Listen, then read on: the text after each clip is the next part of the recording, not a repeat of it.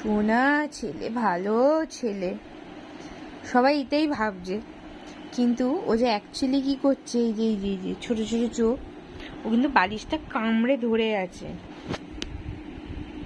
এই যে বসে বসে বালিশটা কামড়াচ্ছে, আর এদিকে আমি ওকে মাথায় কাডল করে দিচ্ছি, সেটা এনজয় করছে। এই তুই কাডল করতে করতে তুই বালিশটা ছিঁড়ে দিবি। বেবি শার্ক হয়, এটা হচ্ছে ডগু শার্ক। এই যে দাঁতগুলো আমি দেখাচ্ছি, এই যে ডগু shark, doo doo doo doo doo doo, ডগু shark, doo doo doo doo doo, ডগু শার্ক, ডগু শার্ক। বালিশটা ছাড়, না তো মারবো কিন্তু।